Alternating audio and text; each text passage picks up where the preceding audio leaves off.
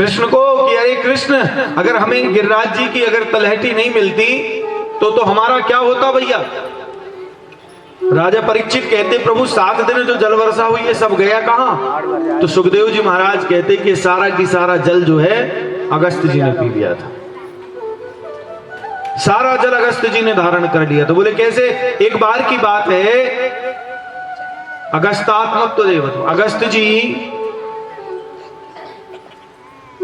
भ्रमण करते करते करते आए भगवान श्री भूत भावन भोलेनाथ के यहां। तो उस समय भगवान शंकर जी तो ध्यान कर रहे थे। भगवान है शंकर जी ध्यानस्थ थे, ध्यान में लगे हुए थे,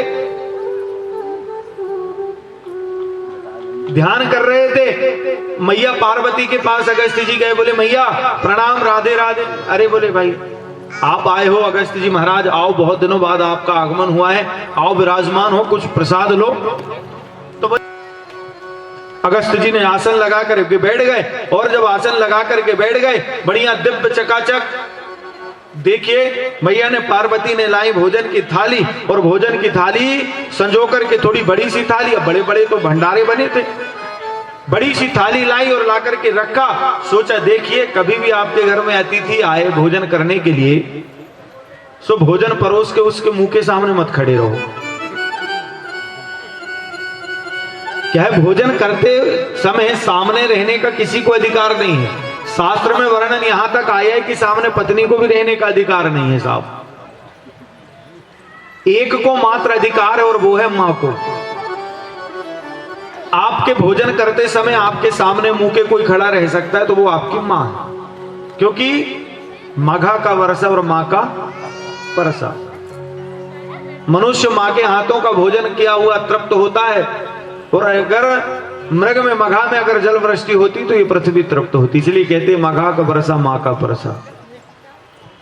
सामने भोजन करते हुए किसी को रहने का अधिकार नहीं। लेकिन आजकल थोड़ा सा क्या है, समय परिवर्तित हो गया है। डिनर में गए, पार्टी में गए, एक प्लेट उठाए, थोड़ा तुम थोड़ा हम थोड़ा तुम। भोजन करते समय मुंह के सामने कभी किसी ना चाहिए। अगर आपके घर में कोई अतिथि आए हैं, मेहमान आए हैं, तो उन्हें भोजन परोसो और बगल में हो जाओ कि कम से कम भाई। और एक क्या है, देखिए अपन ने चर्चा करे थे भोजन भजन और शयन, ये एकांत में होना चाहिए।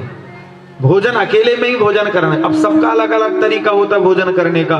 कोई एक पूड़ी के 4-5 टुकड़े करके खाएगा एक एक करके, कोई एक पूड़ी के 2 टुकड़े करके खाएगा, और कोई एक पूड़ी को एक ही बार में।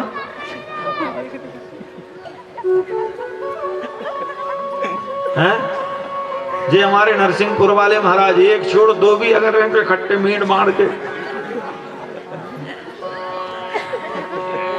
2 पुड़ी भी एक बार में सपेट जाए साहब।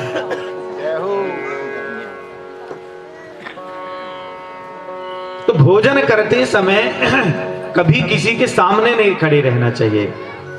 भोजनन तो देवत्व, क्योंकि भोजन भोग है, प्रसाद है, और प्रसाद पाते समय एकांत में भोजन होना चाहिए।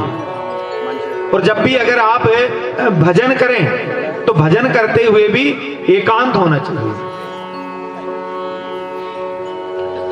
भोजन भजन और शयन, शयन के समय भी अगर आप विश्राम करें, सोते हुए सोएं, तो भी एकांत में सोएं, क्योंकि तीनों कार्य की मर्यादा बताई गई, भोजन की, भजन की और शयन की।